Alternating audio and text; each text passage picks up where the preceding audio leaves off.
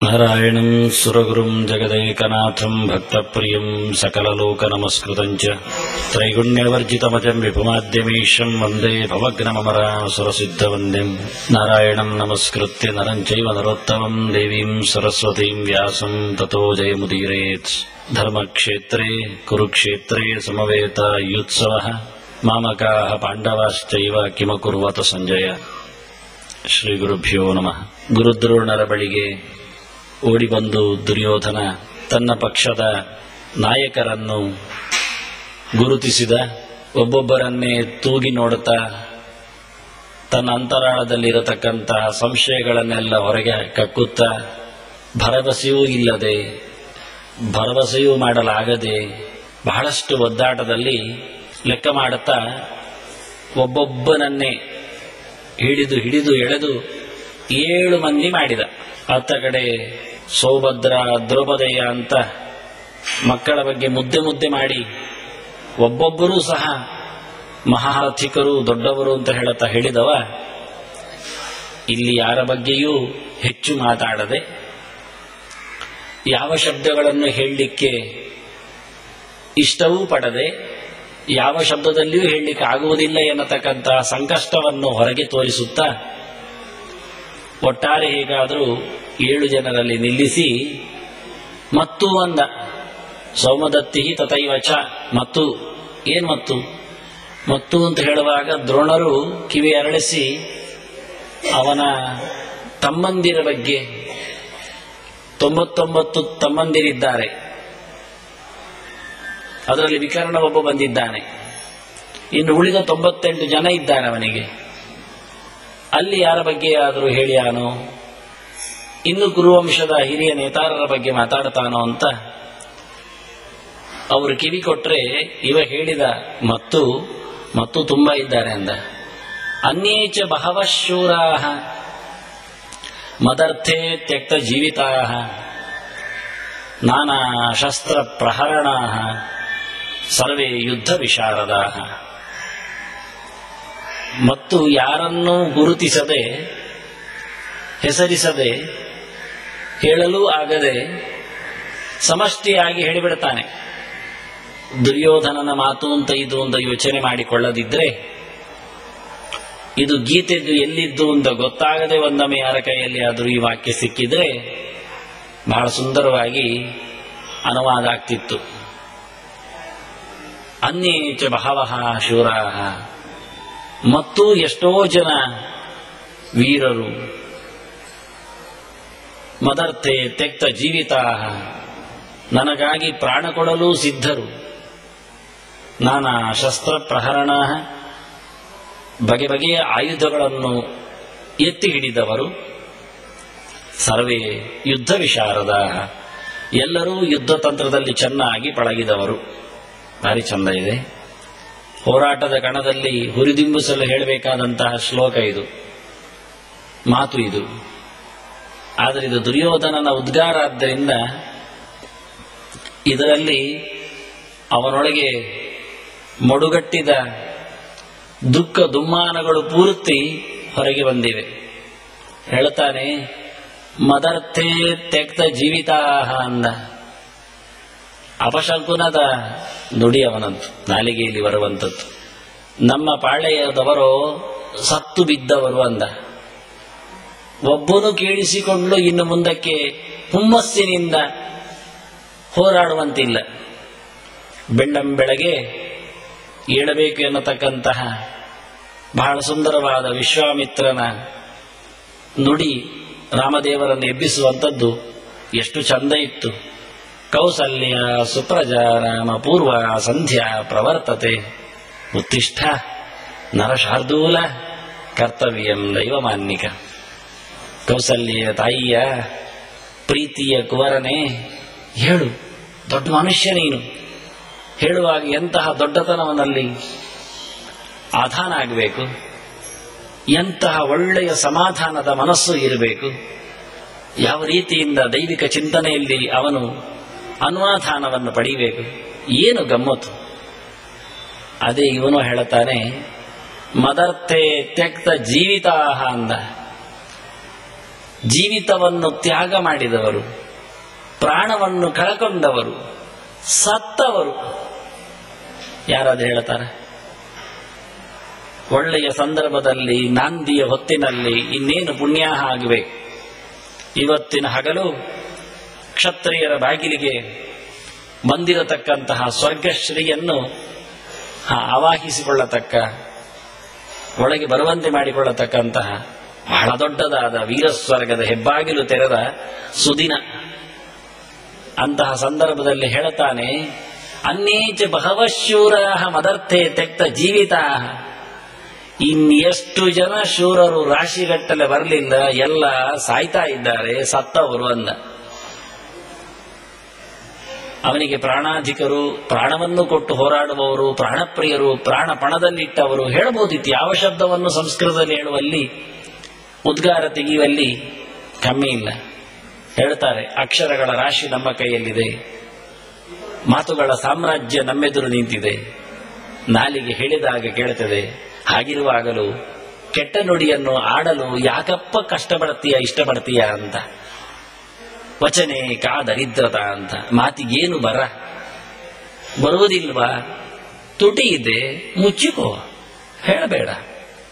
ಕೃಷ್ಣ ಹೇಳುತ್ತಾನೆ, ಹೇಳಲಿಕ್ಕೆ ಬರುವುದಿಲ್ಲ ಅಂತಾದ್ರೆ ಹೇಳಬೇಕು ಯಾಕೆ? ಮೌನ ವಹಿಸು, ದೊಡ್ಡ ತಪಸ್ಸು ಅದು. ಅಷ್ಟೇ ಸಾಕು. ಇನ್ನೊಬ್ಬರಿಗೆ ನಿನ್ನ ಮೌನವೇ ಉತ್ತರವನ್ನು ಕೊಡುತ್ತದೆ, ಅವರಿಗೆ ಖುಷಿಯನ್ನು ಕೊಡುತ್ತದೆ. ಹಾಗಿರುವಾಗ ಮಾತು ಯಾಕೆ ಅಂತಾನೆ. ಹೀಗೆ ಇವ ಹೇಳಬಾರದಿತ್ತು. ಎಲ್ಲರೂ ಶೂರರು, ಸರಿ ಅಷ್ಟಕ್ಕೆ ನಿಲ್ಲಿಸು. ಮದರ್ಥೆ ನನಗಾಗಿ, ಸರಿ ನನಗಾಗಿ ಹೌದು. ಬಂದಿದ್ದಾರೆ ಸಾಕು, ಬಂದು ಸತ್ತಿದ್ದಾರೆ ಯಾಕೆ ಹೇಳೋದು? ನಾವು ಹೇಳುತ್ತೇವೆ ಕೆಲವೊಮ್ಮೆ, ಅದು ವರ್ಷಕ್ಕೊಮ್ಮೆ 4 ಸರ್ತಿ ಮನೆಗೆ ಬಂದು ಸಾಯ್ತದೆ. ಅದು ವರ್ಷಕ್ಕೊಮ್ಮೆ 4 ಸರ್ತಿ ಮನೆಗೆ ಬಂದು ಸಾಯುವುದು ಹೇಗೆ? ಒಂದ್ಸರಿ ಸತ್ತಂದ್ರೆ ಮತ್ತೆ ಬರುವುದು ಹೇಗೆ? ಇದು ಭಾಷೆ ನಮ್ಮದು. ಮತ್ತೆ ಮತ್ತೆ ಬರ್ತಾ ಉಂಟು ಹೇಳಲಿಕ್ಕೆ. ಯಾವುದು? ನಮ್ಮ ಮಗಳೇ, ಮತ್ತೆ ಯಾರು ದೂರದವರಲ್ಲ, ಅದು ಮನೆಗೆ ಬಂದು ಸಾಯ್ತದೆ ಅಂತ ಇವರು ಹೇಳೋದು. ಮದುವೆಯಾಗಿ ಹೋಗಿದೆ ಅಲ್ವಾ ಅಂತ. ಇಂತಹ ಬಿರುನುಡಿಗಳು ನಮ್ಮ ತುಟಿಯಂಚಿನಿಂದ ಹೊರಗೆ ಹಾರತ್ತೆ ಅಂದಾಗ ಹೇಗಿರಬೇಡ ಅಂತ ಇದನ್ನು ತೋರಿಸಿಕೊಟ್ಟ. ಯಾರದ್ದೋ ಪಾಪ ಒತ್ತಾಯದ ಮೇರೆಗೆ, ಯಾವುದೋ ತಂದೆ ತಾಯಿಗಳಿಗೆ ಹುಟ್ಟಿರತಕ್ಕಂತಹ ಯಾವುದೋ ಒಂದು ದೊಡ್ಡ ಆಸೆಯಲ್ಲಿ ಬದುಕಿನ ಕ್ಷಣಗಳನ್ನು ಕಾಣುತ್ತಿರತಕ್ಕಂತಹ ವೀರರು ಇವತ್ತು ಅವರ ಅಪ್ಪಣೆಯಂತೆ, ಆದೇಶದಂತೆ ಇವನ ಪಕ್ಷಕ್ಕೆ ಬಂದು ಸೇರಿದ್ದಾರೆ. ಅಂತವರ ಮೇಲೆ ಸ್ವಾಭಿಮಾನದ ಕಹಳೆಯನ್ನು ಊದಿ ಕೆಚ್ಚೆದೆಯಿಂದ ಹೋರಾಡುವಂತೆ ಮಾಡಿ ತನ್ನ ಅಂಗಳಕ್ಕೆ ಬಂದದ್ದಕ್ಕೆ ಋಣವನ್ನು ಹೇಗೆ ಪರಿಹಾರ ಮಾಡಿಕೊಂಡೇನೋ ಎನ್ನತಕ್ಕಂತಹ ಭಾರದ ಹೃದಯದಿಂದ ಅವರನ್ನು ಪ್ರೀತಿಯ ಕಣ್ಣಿನಿಂದ ನೋಡಿ ಆಶೀರ್ವದಿಸಬೇಕಾದ ದೊರೆ, ಪ್ರಜೆಗಳ ಮೇಲಿನ ಸಹಜ ವಿಶ್ವಾಸಕ್ಕೆ ತೆರೆದುಕೊಳ್ಳತಕ್ಕಂಥ ವಿಶಾಲ ಹೃದಯದ ಅರಸ ರಣಾಂಗಣದಲ್ಲಿ ಹೇಳುತ್ತಾನೆ, ಸತ್ತವರು ಅಂತ ಹೇಳ್ತಾನೆ. ಮೊದಲೇ ಅಪಶಕುನ ಮಾತಾಡ್ತಾನೆ, ಅಮಂಗಳದ ನುಡಿಯಲ್ಲಿ ಒಡ್ಡೋಲಗ ಮಾಡುತ್ತಾನೆ. ಇನ್ನು ಜಯ ಎನ್ನುವುದು ಸಿಕ್ಕೀತೆ. ಎಷ್ಟು ಸಮಜಾಯಿಷಿ ಮಾಡಿಕೊಂಡು ದುರ್ಯೋಧನನಿಗೆ ಒಳಮನಸ್ಸು ಗೊತ್ತಾ ಇಲ್ಲ. ನಾವು ಮಾಡಿದ ತಪ್ಪಿಗೆ, ನಮ್ಮ ತಪ್ಪು ಕಲ್ಪನೆಗೆ, ನಮ್ಮ ತಪ್ಪು ಯೋಚನೆಗಳಿಗೆ ನಾವೇ ಯಾವತ್ತು ಬದ್ಧರು.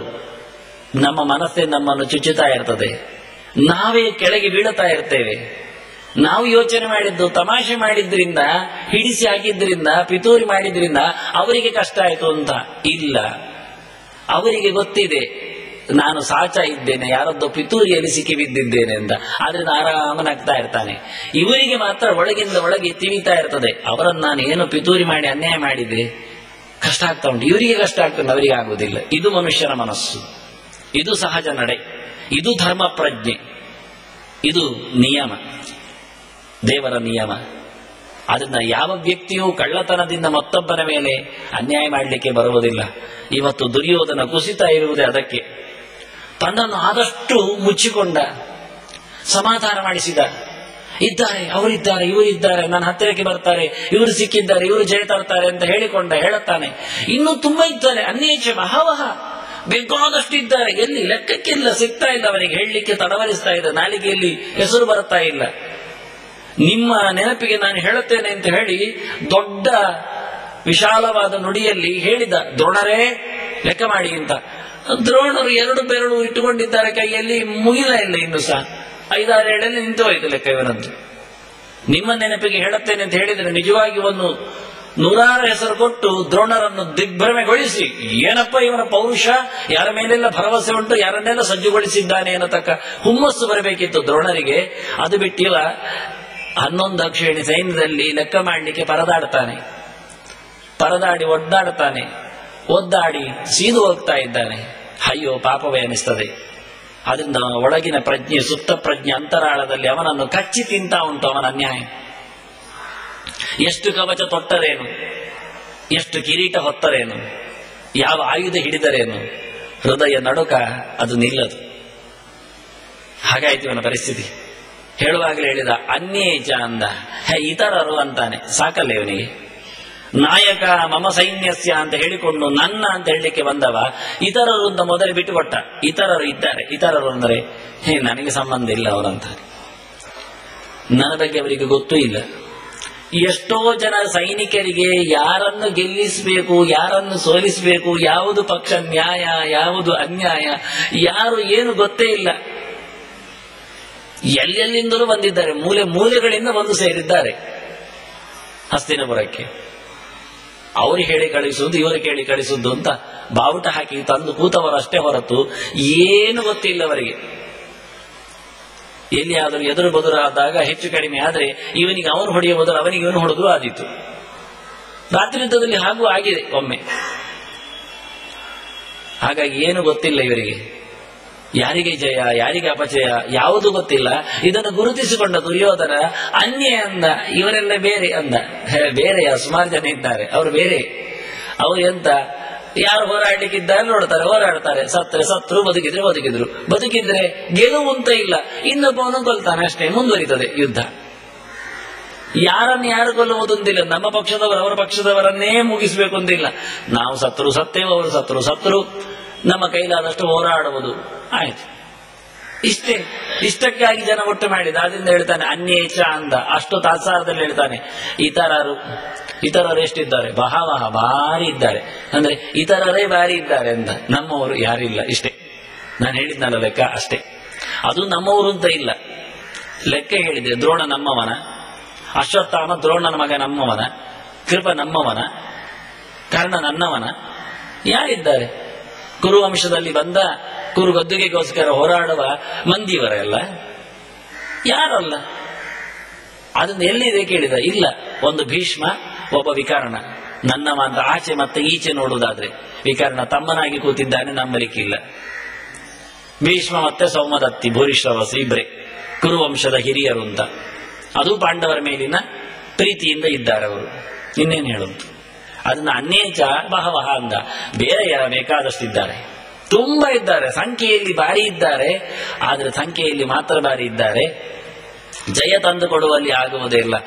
ಆ ಪಾಂಡವರ ವ್ಯೂಹದ ಹತ್ತಿರದಲ್ಲಿ ಒಗ್ಗಟ್ಟಿನಲ್ಲಿ ನನ್ನ ಸಂಖ್ಯೆ ಅದು ಏನೂ ಅಲ್ಲ ಅಂದ. ಲೆಕ್ಕಕ್ಕೆ ಮಾತ್ರ ಅದು ಯಾರನ್ನು ಸೋಲಿಸುವುದಿಲ್ಲ ಎನ್ನುವುದು ಇವನು ಸಿದ್ಧಾಗಿ ಆಗಿದೆ. ಮೊದಲೇ ಕೇಳಿಕೊಂಡು ಬಂದವ ಎಲ್ಲ ಕಡೆಯಲ್ಲಿಯೂ ಸಹ ದೊಡ್ಡವರ ಹತ್ರ ಎಲ್ಲ ಆಶೀರ್ವಾದ ಮಾಡಬೇಕು ಅಂತ ತಲೆ ಬಗ್ಗಿಸಿದಾಗಲ್ಲ ಅವರು ಹೇಳಿದ್ದು ಇಷ್ಟೇಯ, ಯತ ಕೃಷ್ಣ ತಥೋ ಧರ್ಮ, ಯಥೋ ಧರ್ಮ ತಥೋ ಜಯ.